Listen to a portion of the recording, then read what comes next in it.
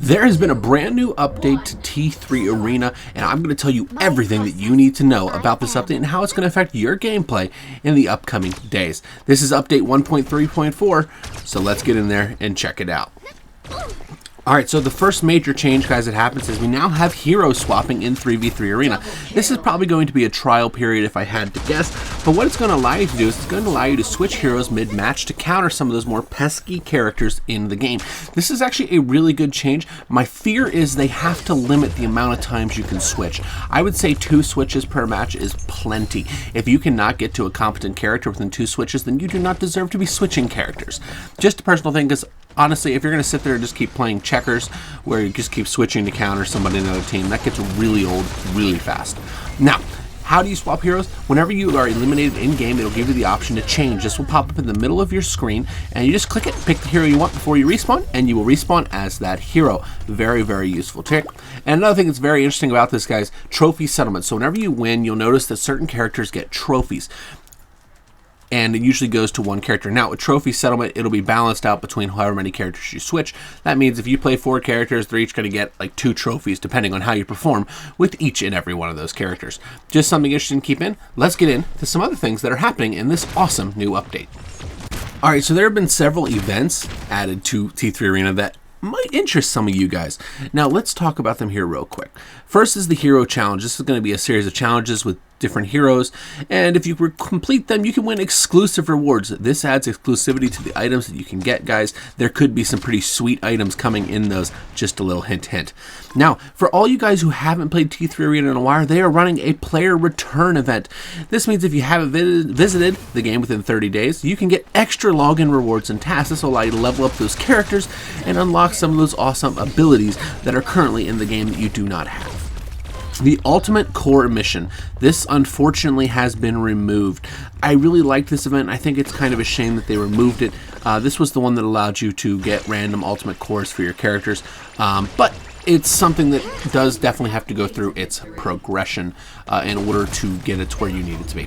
There was a bunch of UI improvements, quality of life stuff. This is kind of generic and boring, so I'm going to leave a link in the description down below for you guys to go check out these patch notes for the UI changes yourself.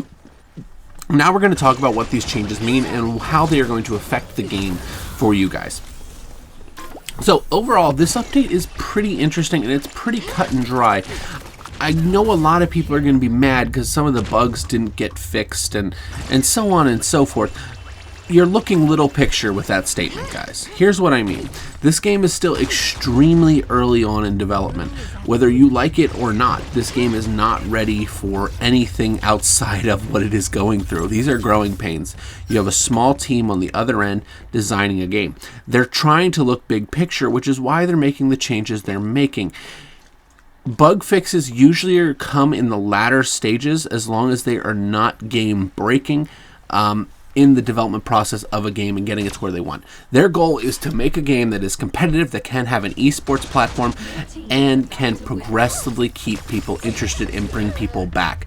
In order to do that, you have to make all these little changes, as frustrating as it may be.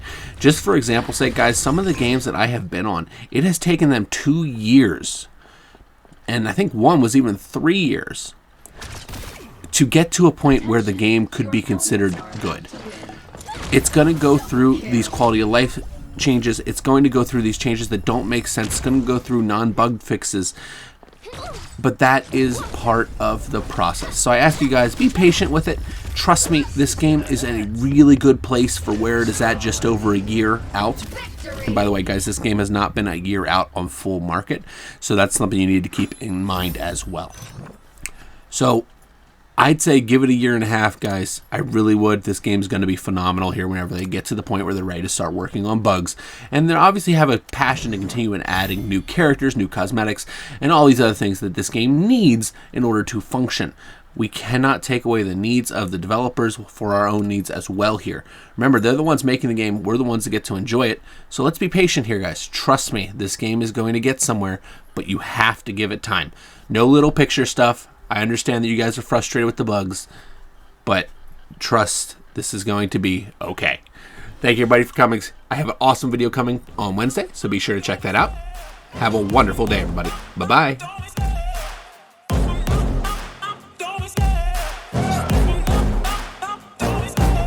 love the chase and the hunt, and I set the pace when I'm running. I always